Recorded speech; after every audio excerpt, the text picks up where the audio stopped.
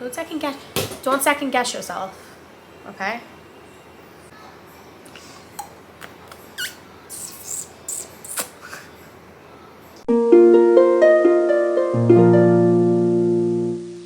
So you may or may not know this, but I have 2 toddlers. I have a 1-year-old and an almost 3-year-old. My hands are full. I'm a work from home mom, full-time. I'm a stay-at-home parent, which I call myself a stay-at-home mom still, even though I do work from home, because I'm primarily responsible for the childcare and the raising of the children. So I consider myself a stay-at-home mom. I have extracurricular activities for my kids. I have chores. I have responsibilities. I have friends that I like to see. I definitely have my hands full, and I don't always have it together, but these are some tips that make me feel like I have it together. So I have some productivity tips for you. These definitely do work for me. I use them every day, every week. And I hope that they'll help you too. So here they are. Here are my 6 tips for being the most productive mom that you can be. So my first tip is, and you probably hear this a lot on social media, on other YouTube videos, is to get up before everybody else. And I know that that's hard. And one of my friends even said to me that she values her sleep too much, and I get it. Might not be for everybody. I'm saying what works for me and what I think might work for you is to get up before everybody else does. So the first person in my house usually gets up at about 6:30. So I get up at 5 a.m. every day, except for on the weekends, unless I absolutely have to. I get up at 5 and I work a little bit. I take care of myself. I take care of some things. But having that time, that hour and a half before everybody else gets up, really makes all the difference in the world. Now, you might only want to get up a half hour earlier than everybody, 15 minutes, 20 minutes, whatever it is.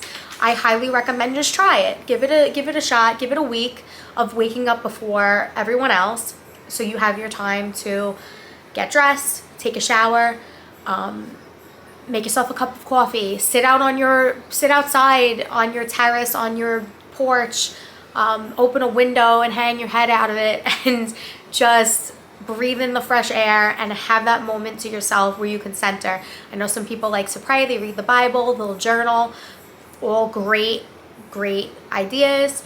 So just give it a shot. So my next tip is I start a load of laundry the night before. Right before I go to bed, I go over into the laundry room and I throw clothes in the washing machine, or towels, or whatever it is that needs to be done. Whatever pile is getting high and needs to be tackled, I'll throw them in the washing machine, start it, and then first thing in the morning, as soon as my eyes pop open, before I do anything else, well, maybe I use the bathroom real quick. So the second thing I do is I go over to my laundry room and I take whatever's in the washing machine and I put it right in the dryer. Turn it on, leave it alone, go about the rest of my day. Then at some point during the day when I have a moment, I'll pull the clothes out of the dryer and I'll fold them, and maybe in 2 to 3 business days, up to 5 business days, they'll be put away. But at least they're done. And I could feel like if I got nothing else done as far as cleaning that day, I got a load of laundry done. And it was passive. You started it at night, you ended it in the morning, boom, you're done. You feel like you did something. He agrees. He agrees with that tip. Next tip, cleaning. The 5-minute clean. I love this. This is my favorite thing to do.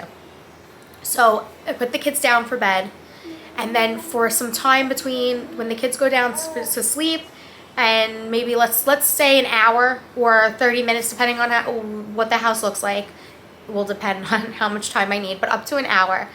And I'll take 5 to 10 minutes and I'll work on each room, and that's the only room I can touch. So I'll set a timer. Let's say I start in the family room in the den.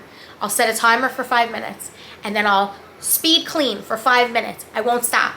Go, go, go. Speed clean for 5 minutes until the timer goes off, and then whatever I've done, I stop.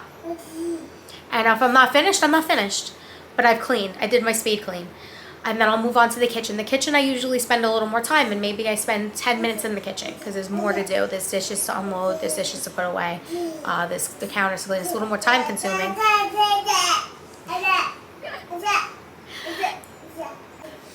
So the 5-minute speed clean, you can do it at night, or it's definitely something you can do during the day.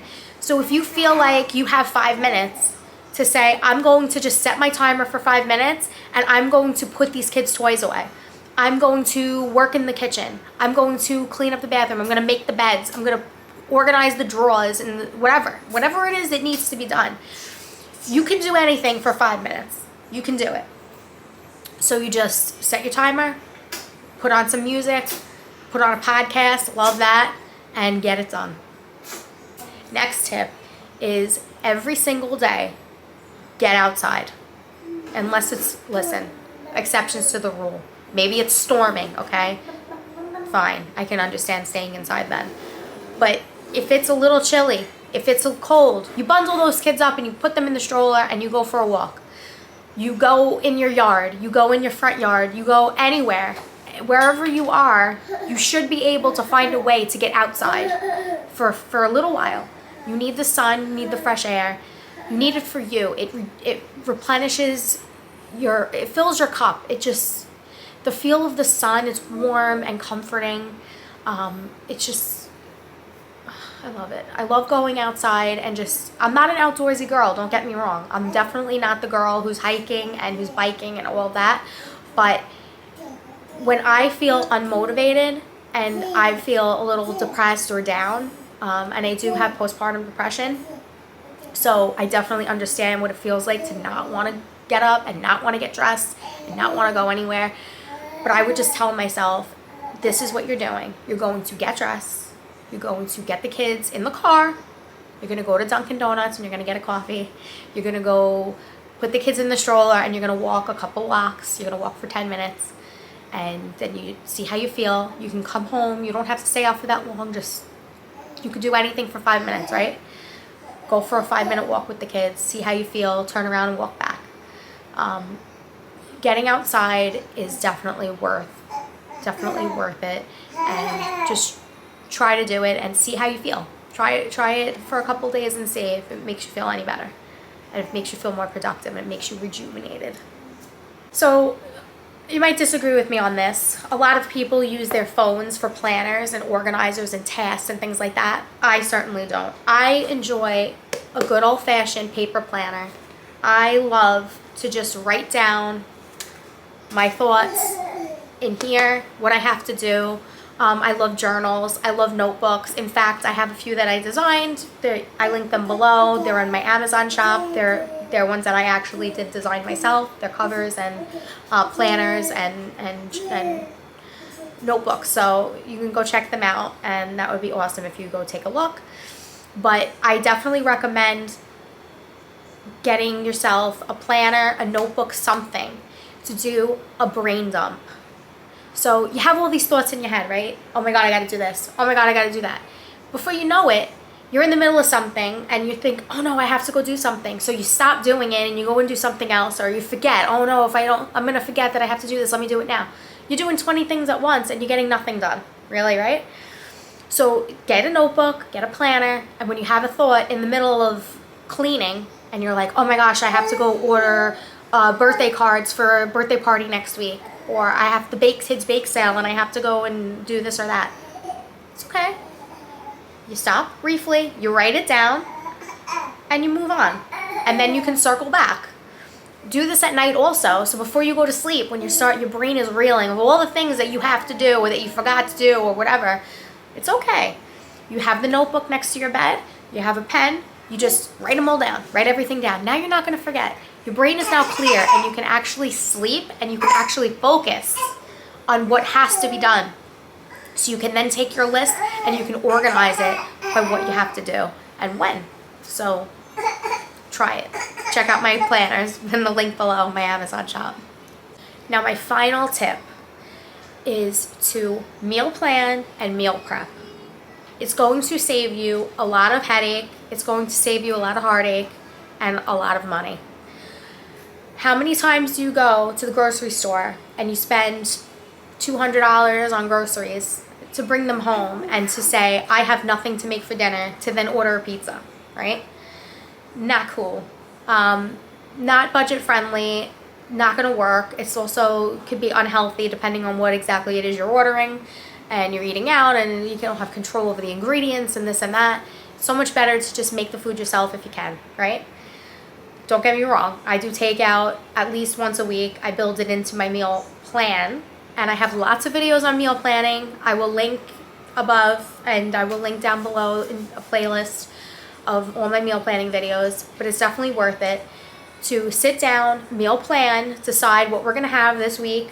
You don't have to be married to the certain dates for each meal. You can change your mind, but to have them all written down and then order your groceries, or go to the grocery store if you're old-fashioned and you go to the grocery store.